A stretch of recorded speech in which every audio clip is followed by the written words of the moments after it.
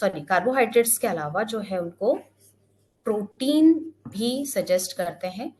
Protein में protein एक तरह से ये हेल्प करता है कि हमें हमारा इंसुलिन जो है वो एकदम से बढ़ने नहीं देता।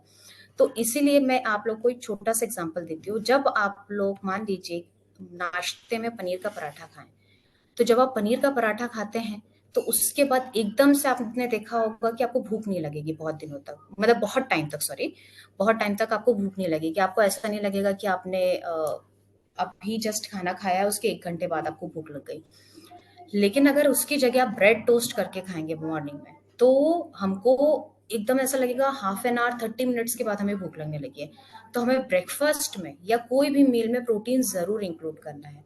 प्रोटीन भी 2 तरह के होते हैं। मैंने 3 तरह इसलिए लिखा है क्योंकि आजकल प्रोटीन पाउडर्स का बहुत ज्यादा ट्रेंड है, इसलिए मैंने 3 इसमें डिफाइन किया है। तो first one is the animal protein, जो आप लोगों को पता है कि meet, poultry, fish, sea food egg से मिलता है।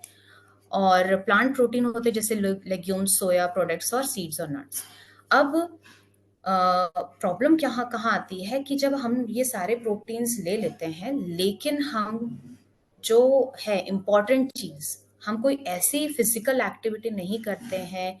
जैसे आप मान लीजिए वॉक कर रहे हैं, वॉक करिए, उसके साथ थोड़ा बहुत आप वेट ट्रेनिंग में सिंपल आप squats, lunges, simple simple exercises जब आप इंक्लूड कर लेंगे तो आपकी मसल्स जो है वो स्ट्रेंथन होना स्टार्ट हो जाएगी, और ये जो प्रोटीन आपने खाया है वो एब्जॉर्ब होना स्टार्ट हो जाएगा। ठीक है, तो आपने ये मत सोचिए कि हमने प्रोटीन खा लिया या प्रोटीन पाउडर पी लिया तो हमारी मसल्स बिल्ड हो जाएगी या हमारी मसल्स को बहुत स्ट्रेंथनिंग मिलेगी। नहीं, आपको उसके लिए वर्कआउट या थोड़ा बहुत फिजिकली अपनी मसल्स को पुश करना पड़ेगा। आपको पता है मसल्स किस तरह से बनती हैं? जो बॉडी बिल्डर्स होते हैं उनकी मसल्स एक्चुअली वो ब्रेक डाउन होती है। पहले कोई भी मसल्स टूटती है, जो पुरानी मसल्स है वो टूटती है, और फिर अपनी बॉडी उसको जनरेट करती है, रीजनरेट करती है, मतलब उसको वापस से बनाती है, उसको स्ट्रॉन्गर बनाती है पहले से ज्यादा। तो वो जो है, वो जो मसल्स बन के आती है वो ज्यादा पहले से पावरफुल रहती है, उसमें प्रोटीन का एब्सॉर्प्शन बहुत ज्यादा होता है। अब प्रोटीन पाउडर पर मैं इसलिए आप लोग को फोकस करना चाहूंगी क्योंकि प्रोटीन पाउडर देखिए, मुझे एज सच प्रोटीन पाउडर से कोई प्रॉब्लम नहीं है, लेकिन होता क्या है कि उसमें बहुत टाइप के आजकल मिक्स प्रोटीन्स आ गए हैं। मतलब उसमें वे प्रोटीन तो ठीक है, उसमें केसिन प्रोटीन रहता है, वो अगर आप ले रहे हैं तो ठीक है, लेकिन उसके अंदर शुगर कंटेंट भी ऐड कर देते हैं कभी कभी, जो मतलब बेसिकली जो थोड़े से कम अमाउंट के रहते हैं, जो थोड़ा सा लाइक चीप क्वालिटी के रहते हैं, उनमें ये प्रॉब्लम आती है।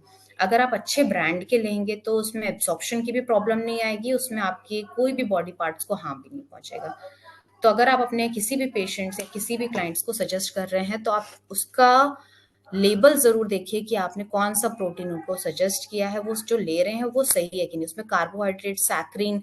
कभी कभी क्या होता है, मैं रिसेंटली बताती हूँ, मेरे एक पेशेंट, मेरे एक, हाँ, क्लाइंट बोल दीजिए, he is not a patient. तो उन्होंने मेरे को एक, मैंने उनसे मांगा कि आप मुझे भेजिए आप क्या प्रोटीन ले रहे हैं। तो उसमें उन्होंने कहीं पे भी सैक्रिन या कहीं पे भी सुक्रोलोज नहीं लिखा था उस प्रोटीन पाउडर के बॉक्स पे।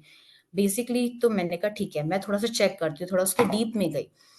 तो जब मैंने उसमें देखा तो क्या पाया कि उसमें INS 950 लिखा हुआ है। मैंने सोचा कि क्योंकि कभी कभी क्या होता है कि अगर आपको थोड़ा भी डाउट हो तो आपको सर्च कर लेना चाहिए। जब मैंने उसको सर्च करा INS 950, so that was sugar, that was sucralose. मतलब उस कंटेंट का वो लोग नाम चेंज करके उसमें डाल देते हैं। तो अगर उसके साथ सुक्रोलोज है या सुक्रोज है तो आपको वो अपने पेशेंट्स को, अपने क्लाइंट्स को नहीं देना है। ये चीज आप लोग को बहुत